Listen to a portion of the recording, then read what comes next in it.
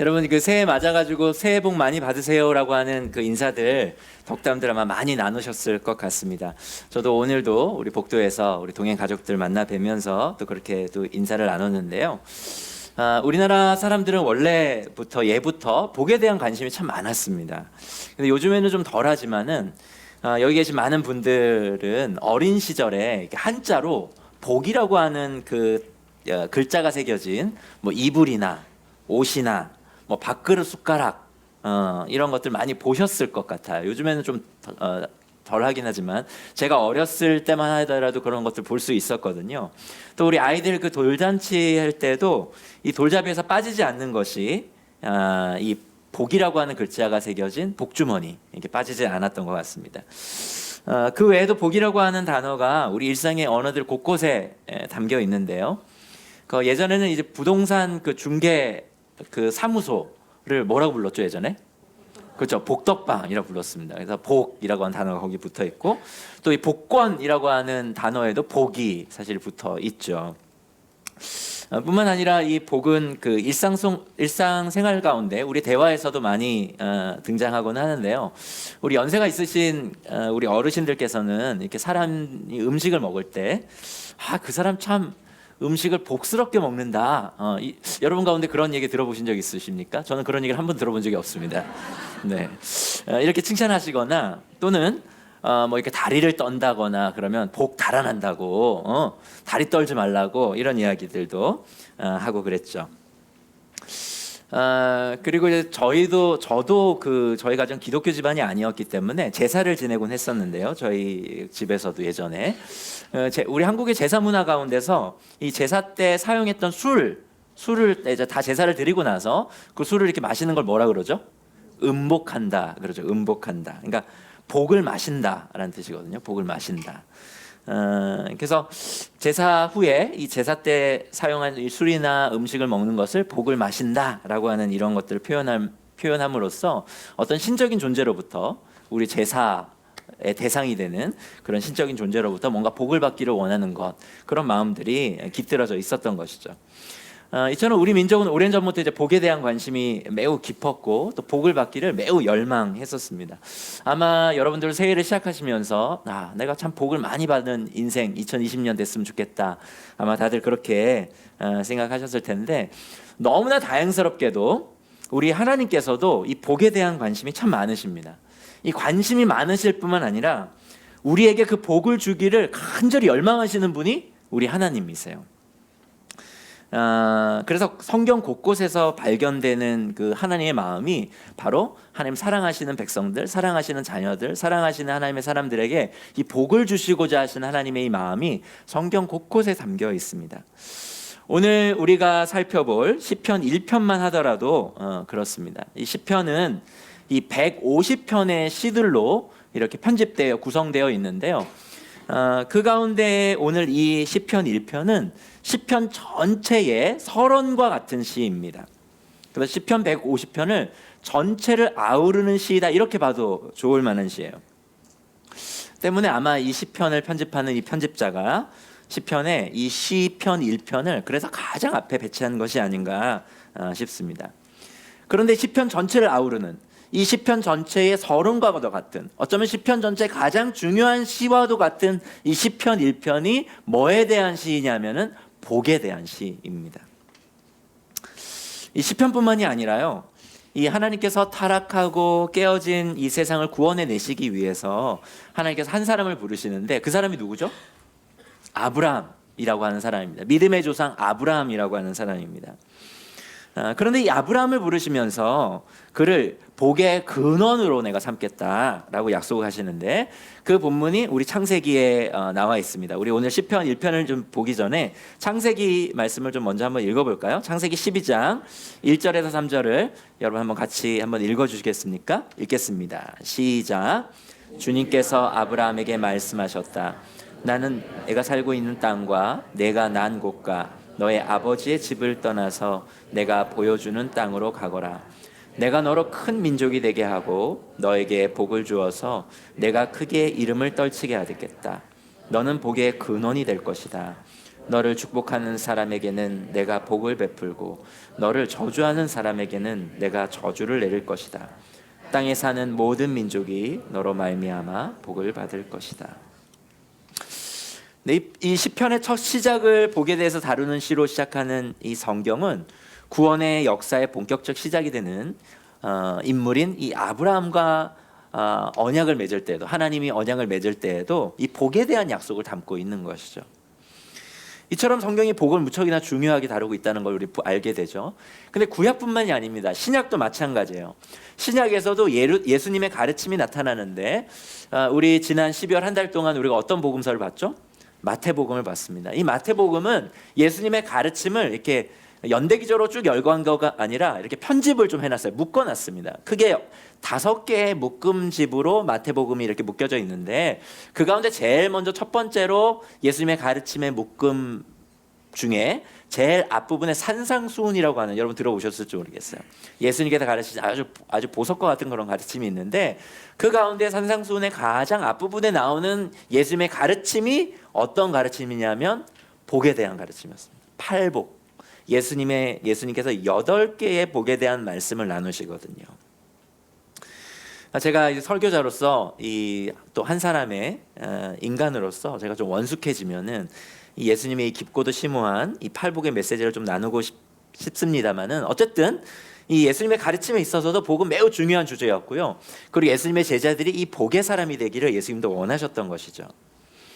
이처럼 성경은 복을 아주 중요한 주제로 다루고 있고 우리 하나님은 복에 대해 매우 관심이 많으시고 그리고 그 복의 전문가로서 그 복을 풍성하게 우리에게 주시고자 하시는 분이 우리 하나님이시라고 하는 것입니다. 그럼 새해를 맞아서 하나님께서 우리에게 주시고자 하시는 이 복이 무엇인지 또 그 복을 받은 이 복 있는 사람은 어떤 사람을 의미하는지 오늘 시편 1편을 통해서 함께 살펴보고자 합니다. 오늘 본문은 시이기 때문에요. 좀 시를 낭독하는 마음으로 우리 천천히 다 같이 한번 오늘은 개역 성경으로 한번 읽어보도록 하겠습니다. 여러분과 제가 함께 같이 한번 읽어보겠습니다. 읽겠습니다. 시작. 복 있는 사람은 악인들의 꾀를 따르지 아니하며 죄인들의 길에 서지 아니하며 오만한 자들의 자리에 앉지 아니하고 오직 여호와의 율법을 즐거워하여 그의 율법을 주야로 묵상하는도다. 그는 시냇가에 심은 나무가 철을 따라 열매를 맺으며 그 잎사귀가 마르지 아니함 같으니 그가 하는 모든 일이 다 형통하리로다. 악인들은 그렇지 아니하며 오직 바람에 나는 겨와 같도다. 그러므로 악인들은 심판을 견디지 못하며 죄인들이 의인들의 모임에 들지 못하리로다. 무릇 의인들의 길은 여호와께서 인정하시나 악인들의 길은 망하리로다. 아멘.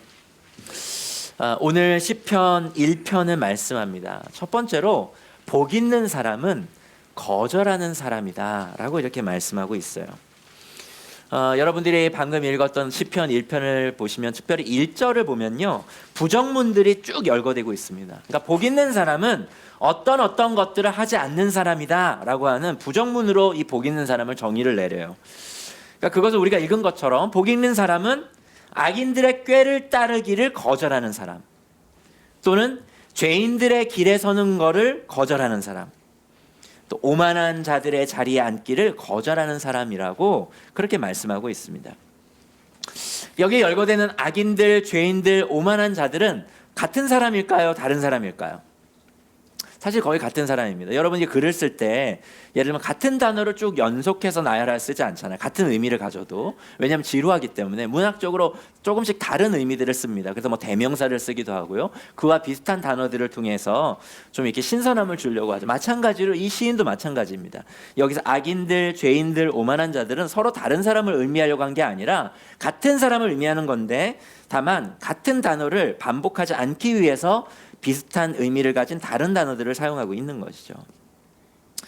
즉 악인들, 죄인들, 오만한 자들은 모두 같은 사람들이고 오늘 시편 1편에서 언급되고 있는 의인과는 반대되는 사람들입니다.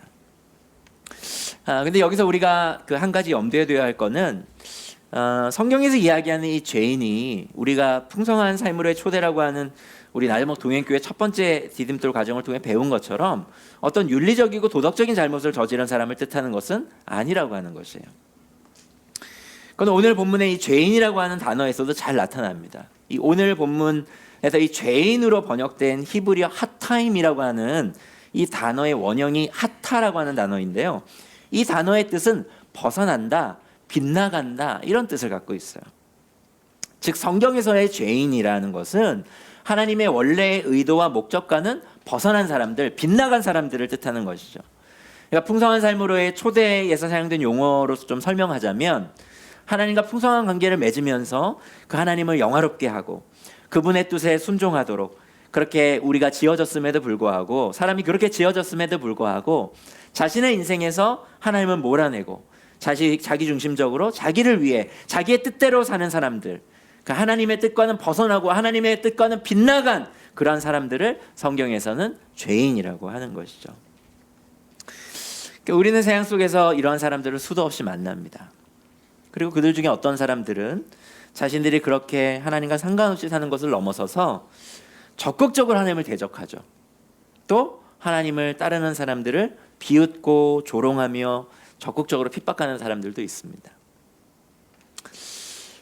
오늘 시편에서는 그렇게 적극적으로 하나님과 그의 사람들을 대적하고 조롱하는 자들을 오만한 자라고 이렇게 표현하고 있는 것인데요.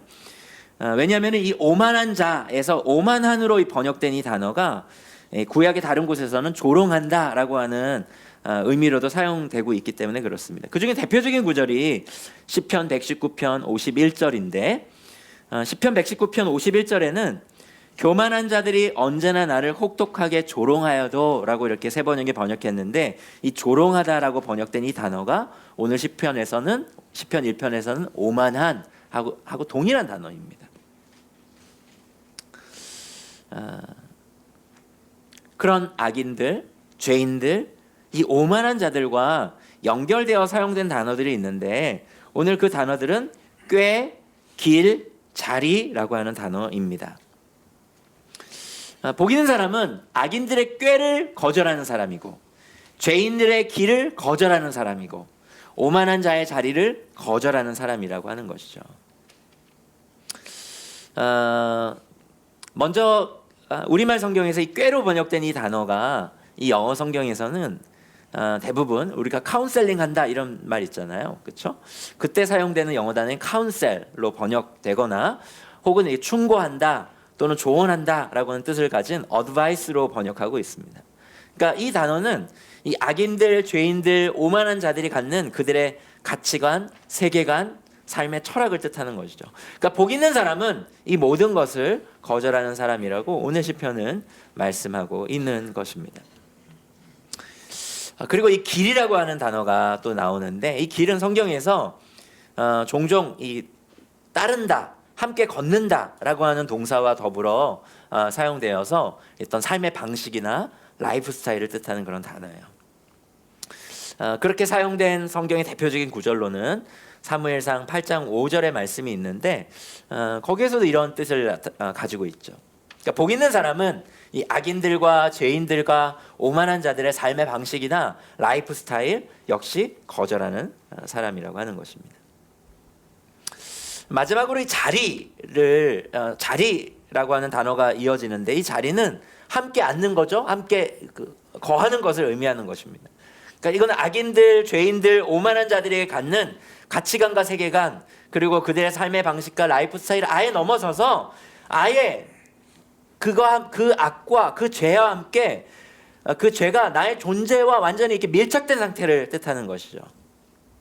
그러니까 시인이 뭔가 이렇게 점층적으로 처음에는 어떤 가치관, 세계관을 시작했고 그것이 나의 삶의 방식으로 자리 잡고 그것이 나중에는 나의 존재와 내면화되어지는 이런 점층적인 표현을 통해서 이 하나님을 거부한 인간이 결국에는 그들의 삶과 존재가 완전히 변질되어서 하나님과 완전히 분리되어서 결국 황폐하게 되고 말 것이라고 하는 것을 이 시인이 이야기하고 있는 것입니다.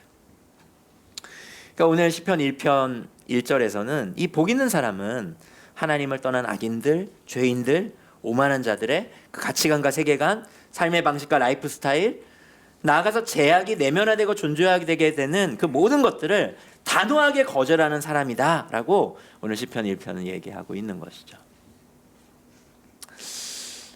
우리 이질 목사님 새해를 맞아서 재밌는 얘기도 할 만한데 오늘 말씀을 너무 깊이 지금 나누고 있어서 여러분들 마음에 큰 지금 상심이 있는 것이 제가 엿보입니다. 네.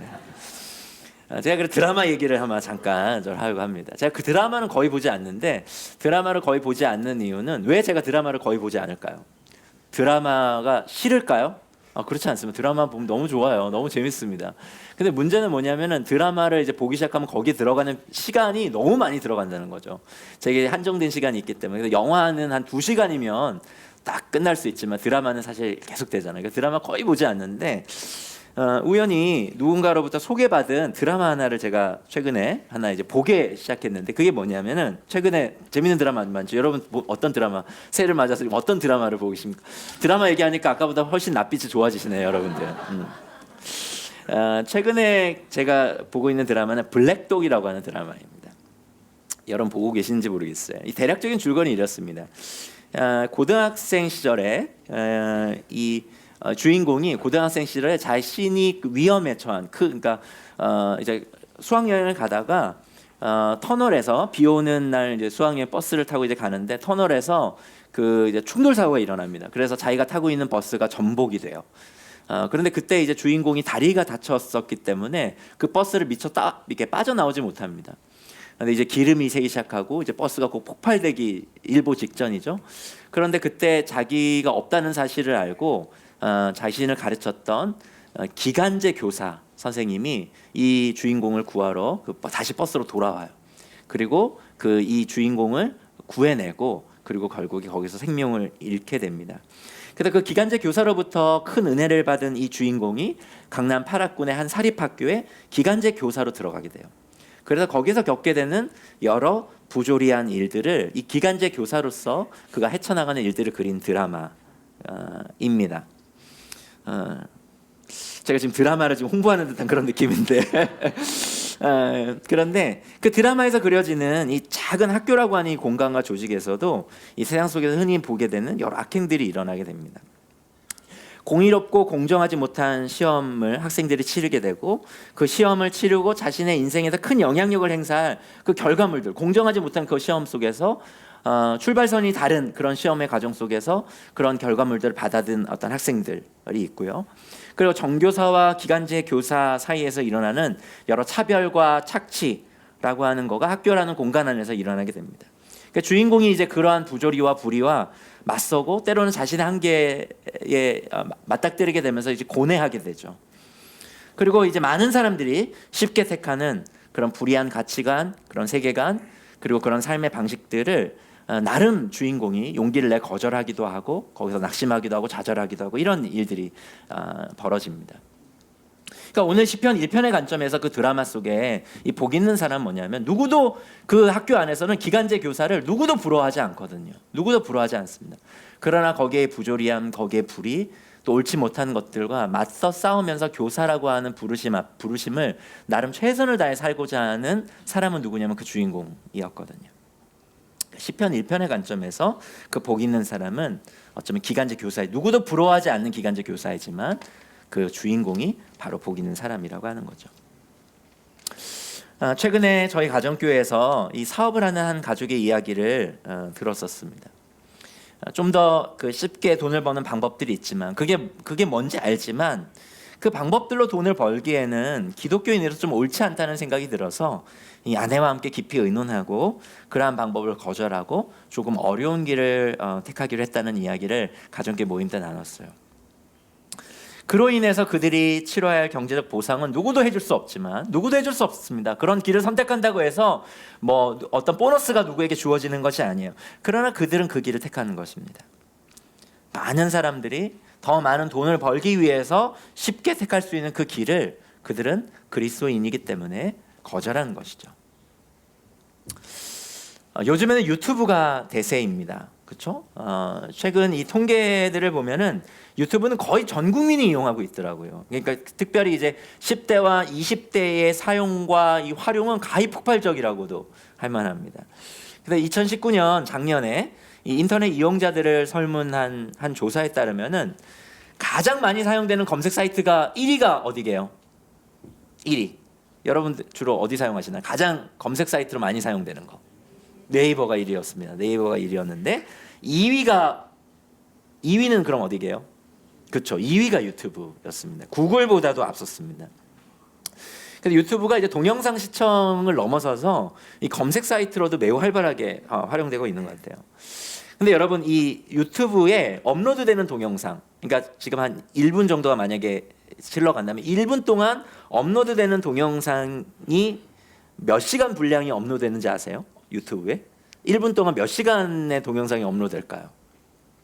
500시간의 동영상이 1분 동안 이 유튜브에 업로드된다고 합니다. 그래서 하루 24시간 동안 업로드되는 동영상을 우리가 다 보려고 하면은 82일, 거의 한 2달 반, 한 3달에 가까운 82일 동안 자지도 쉬지도 않고 동영상을 시청을 해야 하루 동안 업로드되는 그 유튜브의 동영상을 볼 수 있다고 합니다. 엄청나게 많은 동영상이 유튜브에 계속 업로드되고 있는 거죠. 지금 이 순간에도 수많은 양의 동영상이 업로드되고 있습니다. 근데 이렇게 엄청나게 업로드되는 동영상 가운데 우리에게 별로 유익하지 않은, 또 오히려 해로운, 우리의 삶을 허비하게 만드는 그런 동영상도 엄청나게 많다라고 하는 것이에요. 저는 가끔 유튜브나 이 페이스북에서 보여지는 여러 영상들을 보면서 깜짝 놀랄 때가 참 많이 있습니다. 엄청나게 많아요. 우리가 그리스도인으로서 거절해야 하는 영상들이 너무나 쉽게 우리의 눈과 마음을 빼앗을 수 있겠구나라고 하는 것을 깨닫기 때문에 그렇습니다. 우리가 아까 아이들과 함께한 예배 말씀 들었던 것처럼 하나님께서는 우리의 이 세상을 지으시면서 우리로 모든 세상을 누리라고 우리에게 이 세상을 안겨주셨습니다. 마음껏 이 세상을 누리고 즐기라고 우리에게 주셨어요. 하지만 하나님께서는 선악과를 따먹지 말라고 우리에게 또한 경계를 주셨습니다. 마찬가지로 우리는 그리스도인으로서 거절해야 할 것이 있습니다. 오늘 시편 1편은 그런 것들을 거절하는 사람이야말로 복 있는 사람이다 라고 이야기하고 있는 것이죠. 2020년 한 해 동안 여러분들이 복 있는 사람으로서 거절해야 할 것들은 어떤 것들이 있습니까? 혹시 여러분의 마음과 양심에 불편을 주는 어떤 것들이 있나요? 그렇다면 단호하게 거절하십시오. 아무리 생각해도 하나님의 뜻에 부합하지 않는 어떤 것들이 있습니까? 단호하게 거절하십시오. 복 있는 사람은 거절하는 사람입니다. 또한 복 있는 사람은 연결된 사람입니다. 시편 1편은 이 복 있는 사람을 시냇가에 심은 나무라고 그렇게 우리에게 말씀하고 있어요.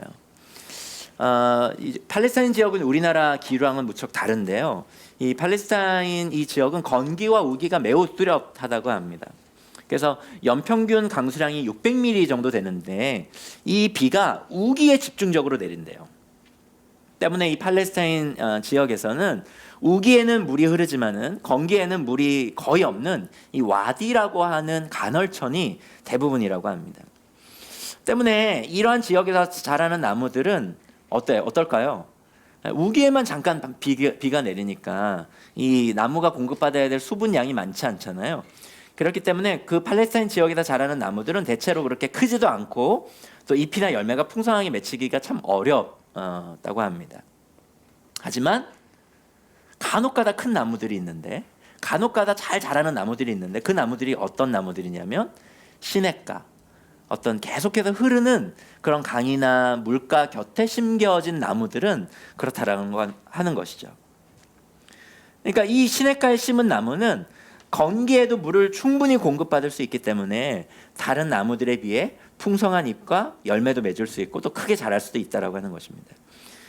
시인은 이 시의 배경이 된 이 팔레스타인 지역에 그렇게 흔하지 않은 시냇가에 심겨진 이 나무를 빗대어서 복 있는 사람을 설명하고 있는 것이죠. 즉 복 있는 사람은 어떤 사람이라는 것입니까? 생명력과 연결되어서 지속적으로 그 생명력을 공급받는 사람이라고 하는 것이에요.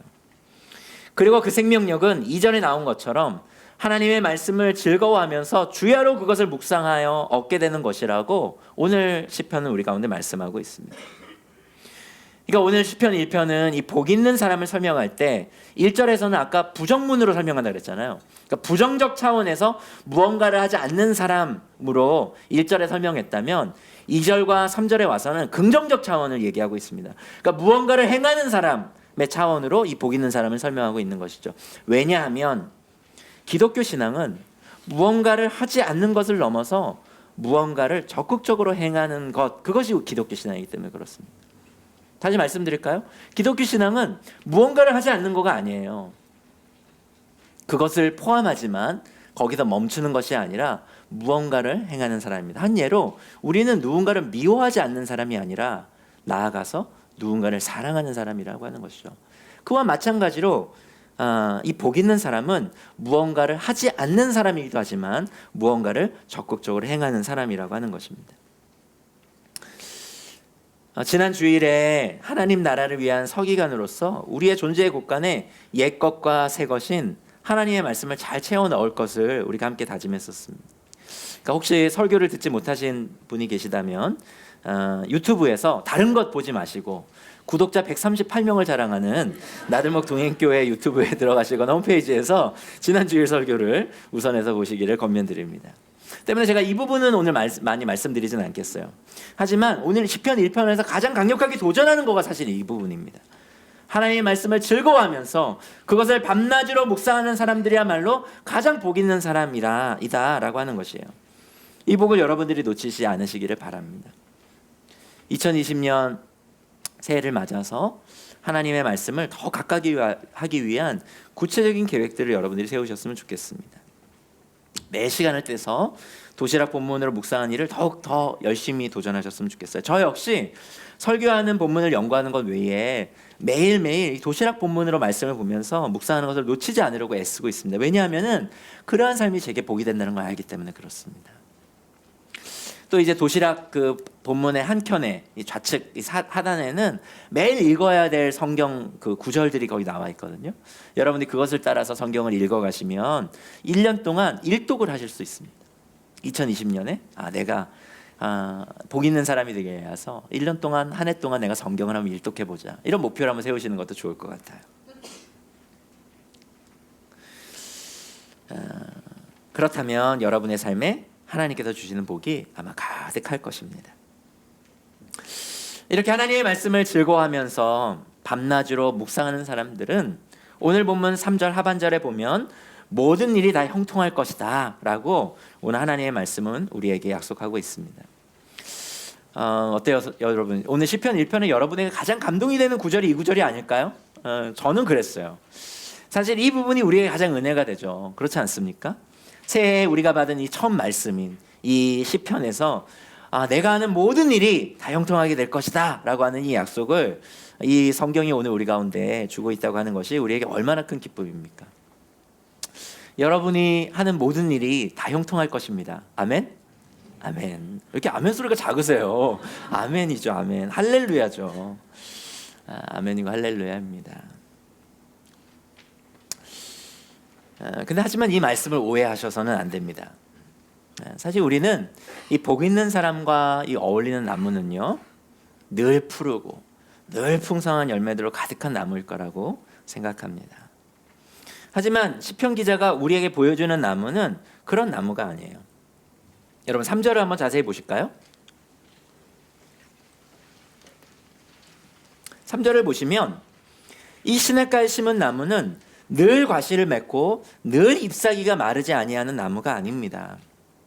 3절을 자세히 보면 과실을 맺고 잎사귀가 마르지 아니하다는 말씀 앞에 어떤 조건을 붙이고 있어요. 어떤 조건입니까?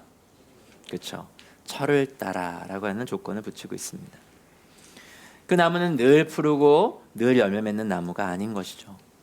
그 나무는 철을 따라 열매를 맺고 푸른 잎사귀를 유지하는 나무입니다. 그 나무는 매년 열매를 맺고 매년 푸른 잎도 피었을 것이지만 또 철을 따라 잎사귀를 떨궈내고 어쩌면 때로는 앙상한 나무였던 적도 있었을 그런 나무인 것입니다. 그러니까 오늘 시편 기자가 보여주는 이 나무를 꾸며주는 형용사는 늘 풍성한, 늘 푸른, 늘 열매 맺는이 아니라 이 나무를 꾸며주는 형용사는 시냇가에 심은입니다. 즉 복 있는 사람은 어떤 사람이란 말이에요? 늘 풍성하고 늘 푸르고 늘 열매 맺는 삶을 사는 사람이 아니라 때로는 앙상한 가지를 갖고 있기도 하고 죽은 것 같이 보여도 시냇가에 뿌리를 내려서 늘 물의 생명력과 연결되어 늘 살아있는 나무라고 하는 것입니다. 영원한 생명력과 연결된 삶을 사는 사람이 바로 이 복 있는 사람이라고 이 시냇가에 심은 나무를 빗대어 오늘 시인은 얘기하고 있는 것입니다. 자기의 타임 스케줄을 따라서 하나님께서 일하시지 않는다고 불평하고 하나님을 의심하거나 그분의 말씀을 조롱하는 사람이 아니라 하나님의 철을 따라 그분의 시간 계획에 따라 때로는 앙상하고 죽은 것 같은 자기 자신의 삶을 오히려 담담하게 받아들이면서 그러한 하나님의 말씀을 가슴에 품고 그분과의 풍성한 관계 속에서 그분과의 연결 속에서 내가 때로는 앙상한 가지처럼 보인다 할지라도 하나님께서 내 안에 심겨놓은 그 생명력은 여전히 품고 있는 그 하나님의 때를 기다리는 사람, 그 사람이야말로 참으로 복 있는 사람이다 라고 오늘 성경이 이야기하고 있는 것입니다. 때문에 시냇가에 심은 나무와 같이 이 복 있는 사람이 선물 받게 되는 우리 아까 간절히 원했던 그 형통이라고 하는 건요, 인생에서 실패가 하나 없는 그런 삶을 뜻하는 단어가 아닙니다. 오늘 시편 1편에서 사용된 이 형통이라고 하는 이 단어는 성공의 반복 그리고 성공의 연속을 뜻하는 단어가 아니에요. 어떤 성공주의적인 용어가 아닙니다. 성경에서 형통이라고 하는 이 단어가 사용될 때에는 언제나 하나님께서 함께 하심을 전제로 합니다. 때로 고난과 고통과 어려움과 역경을 겪지만 그 모든 과정을 하나님께서 함께 해주시는 것, 그것을 성경은 형통이라고 하는 것입니다. 이 의미가 가장 잘 설명될 수 있는 성경 구절이 창세기 39장 23절인데요. 제가 개역 성경으로 한번 읽어보겠습니다. 요셉에 대한 말씀이거든요. 간수장은 그의 손에 맡긴 것을 무엇이든지 살펴보지 아니하였으니 이는 여호와께서 요셉과 함께 하심이라. 여호와께서 그를 범사에 형통하게 하셨더라. 이 구절을 세 번역으로 여러분들이 한번 읽어주시겠습니까? 읽겠습니다. 시작.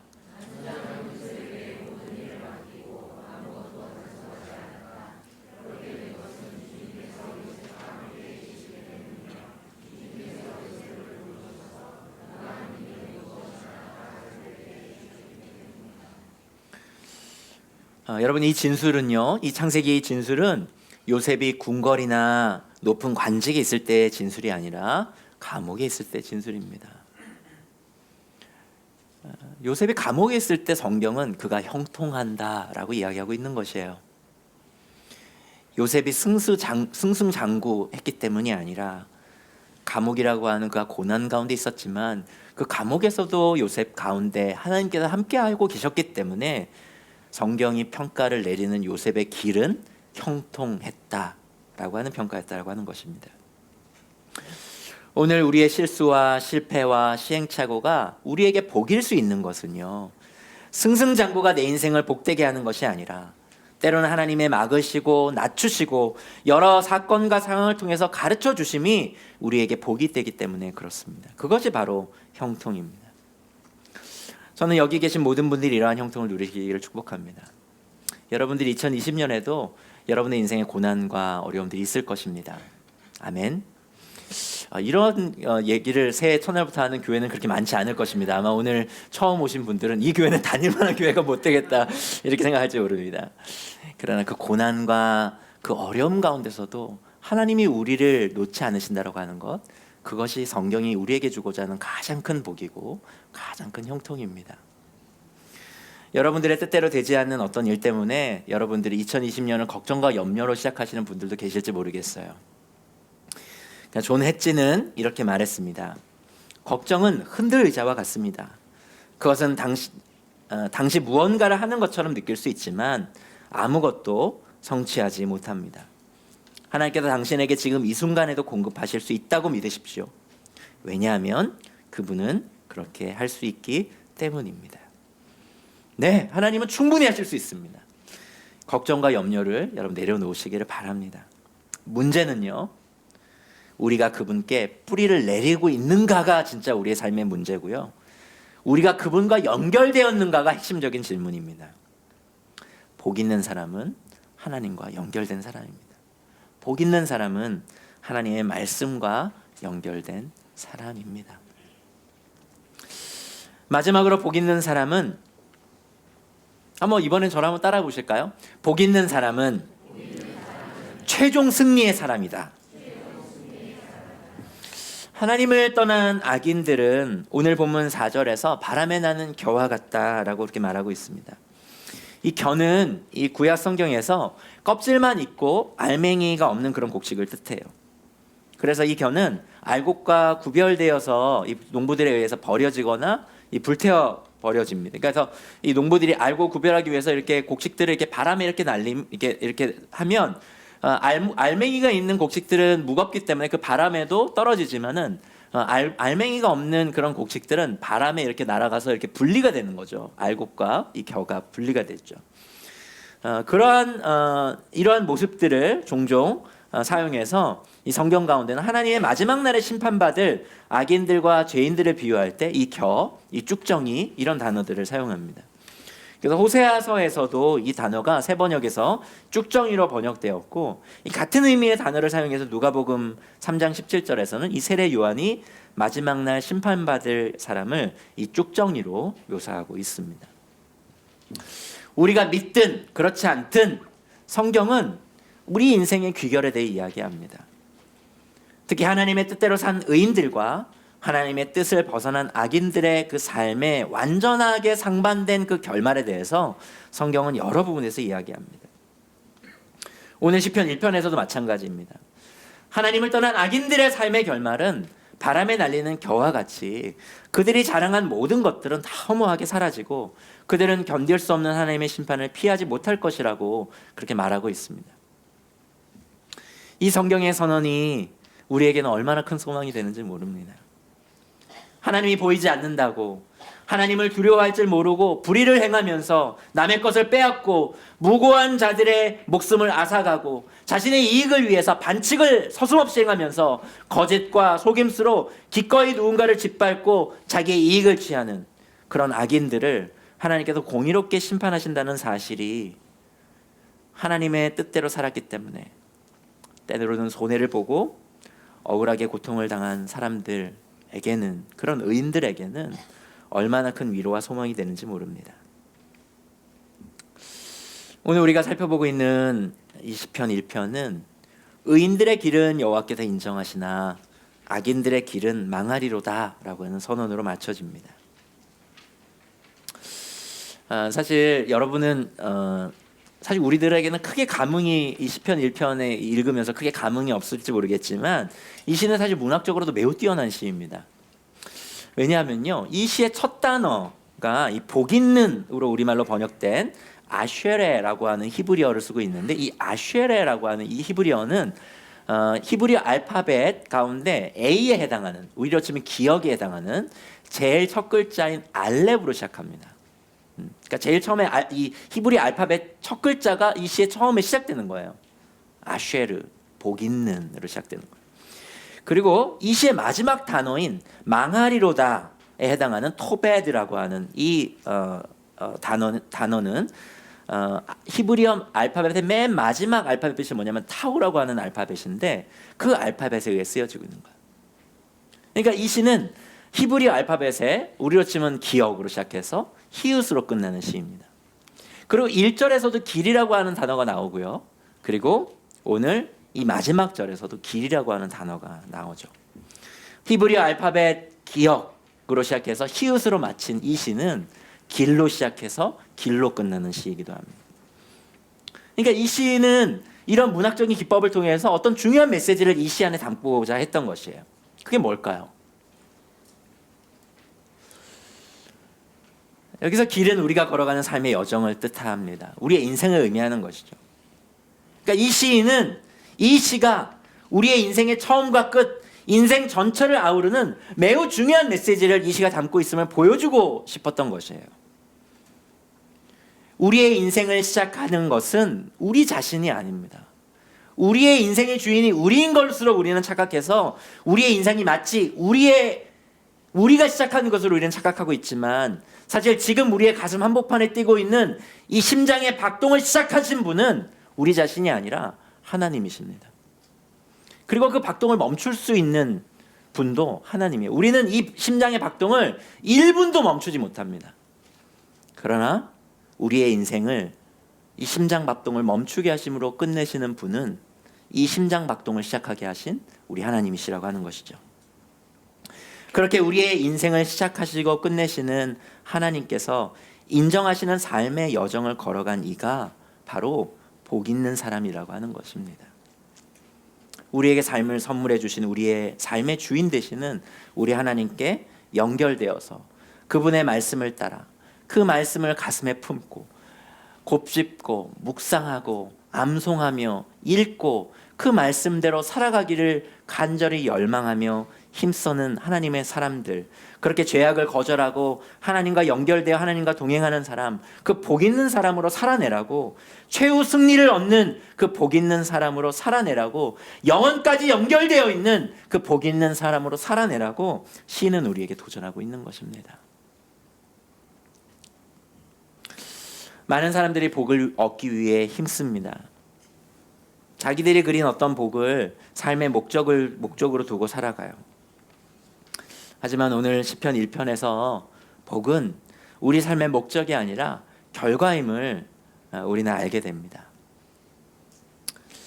언제나 본질과 비본질, 원인과 결과, 목적과 수단을 헷갈려서는 곤란하죠. 복은 결과이며 열매이고 복의 원인과 근원은 우리 하나님이십니다. 때문에 우리의 삶의 목적은 복이 아니라 하나님이어야 하는 것이에요. 우리가 그렇게 하나님을 목적하여 그분과 연결될 때 우리는 복이라고 하는 열매를 자연스럽게 삶 속에서 그리고 영혼 속에서 맺게 되는 것입니다. 그래서 우리의 적합한 새해 인사는 새해 복 많이 받으십시오가 아니라 새해 복 많이 맺으십시오 일 것입니다.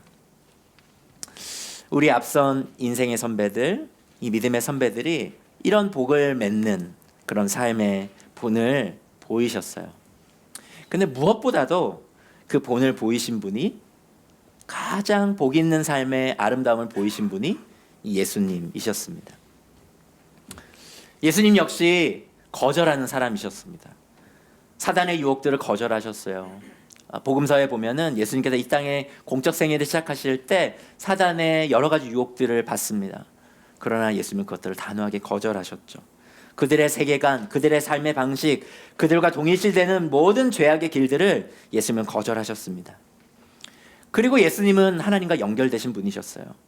하나님과의 사귐을 위해 때로는 바다 위로 가셨고, 때로는 산속으로 들어가셨고, 때로는 고요한 새벽 시간을 택하셔서 하나님과의 시간을 가지셨습니다. 그렇게 하나님과 가장 긴밀하게 연결되신 분이 우리 예수님이셨어요. 그래서 그분은 최후 승리를 얻는 사람이시기도 하셨습니다. 사람들은 그를 조롱하고 비웃고 심지어 가장 잔혹한 사형 형틀인 십자가에 못 박아 죽였지만 예수님은 하나님의 인정을 받아서 죽음마저도 이기시는 삶을 살아내셨어요. 그 복을 선물 받으셨습니다. 예수님 역사 속에서 가장 복 있는 사람으로 우리 가운데 사셨고, 그리고 그 예수님의 뒤를 이은 역사 속에서는 복 있는 사람들이 허다하게 많습니다. 그래서 히브리서 12장 1절에서 2절에서는 이렇게 말합니다. 그러므로 이렇게 구름대와 같이 수많은 증인이 우리를 둘러싸고 있으니 우리도 갖가지 무거운 짐과 얽매는 죄를 벗어버리고 우리 앞에 놓인 다름질을 참으면서 달려갑시다. 믿음의 창시자요 완성자이신 예수를 바라봅시다. 그는 자기 앞에 놓여있는 기쁨을 내다보고서 부끄러움을 마음에 두지 않으시고 십자가를 참으셨습니다. 그리하여 그는 하나님의 보좌 오른쪽에 앉으셨습니다. 우리 시간 옆분들에게 이렇게 축복하면 좋겠습니다. 옆분들에게 이렇게 축복할까요? 새해 복 많이 맺으십시오. 그렇게 한번 인사 한번 나누시죠.